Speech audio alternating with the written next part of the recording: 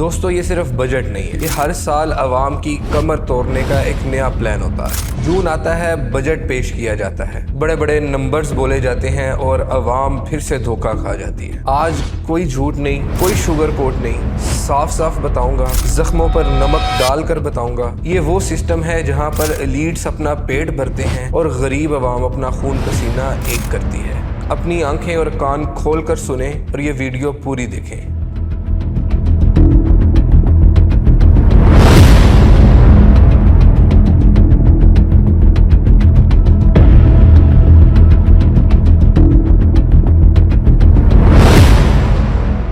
سال 2026-27 کا federal budget announce ہوا ہے اور یہ بجٹ 17.57 ٹریلین روپیز کا ہے اور اس میں سے 8 ٹریلین روپی یعنی کہ 45 to 47% حصہ اس بجٹ کا پرانے قرضوں کے سود میں چلا جائے گا۔ مطلب کہ جو ٹیکس آپ دیتے ہیں اس کا آدھا تو پرانے قرضوں کے سود میں چلا جاتا ہے۔ اور ڈیفنس بجٹ میں 3 ٹریلین روپیز یعنی کہ پچھلے سال سے 18% زیادہ۔ اور ڈیولپمنٹ کے لیے صرف 1 ٹریلین روپی، کیا یہ کافی ہے؟ سوچو، جو پیسہ سکولز، ہاسپٹلز، بجلی اور بچوں کے مستقبل پر لگنا چاہیے تھا، وہ پیسہ پچھلے قرضوں کی سود کی ادائیگی اور افسروں کی جیب خرچیوں میں اڑا۔ یہ بجٹ نہیں ہے، یہ عوام کے خون کا حساب ہے۔ عوام ٹیکس بھی دیتی ہے، مہنگائی کا زہر بھی پیتی ہے، بجلی کا بل، پیٹرول کے ریٹ، ہر چیز پر GST۔ اور دیکھیں پاور سیکٹر کا سرکولر ڈیٹ 5.2 ٹریلین تک پہنچ چکا ہے۔ چوری، لیکیج اور غفلت کی وجہ سے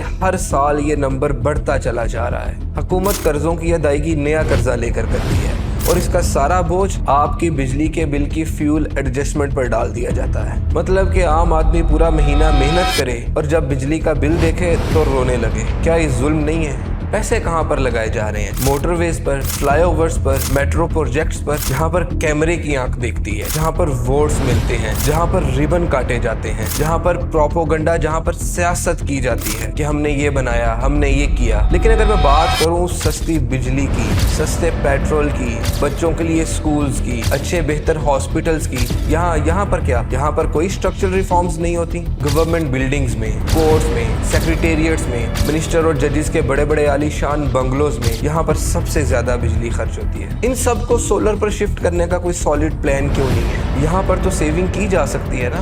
لیکن مسئلہ کیا ہے؟ جو پروجیکٹس شو کیس ہوتے ہیں ان کو ترجیح دی جاتی ہے اور عوامی مسائل کو سب سے آخر پہ دیکھا جاتا ہے، بلکہ دیکھا ہی نہیں جاتا۔ پنجاب کی حکومت لو انکم والی فیملیز کو سولر پینلز دے رہی ہے، سن کر کتنا اچھا لگتا ہے نا۔ یہ صرف لالی پاپ ہے، یہ کھلی منافقت ہے۔ پہلے تو گورنمنٹ آفیسز کو، سیکریٹریٹس کو، منسٹرز کے بڑے بڑے عالی شان بنگلوں کو، سب سے پہلے ان کو تو سولر پر شفٹ کریں۔ لیکن نہیں، عوام کو سولر کا سپنا دکھاؤ اور خود اپنے سیکریٹریٹس میں، پارلیمنٹس میں، گورنمنٹ آفیسز میں، اپنی عالی شان گھروں میں مفت بجلی کا استعمال کرو۔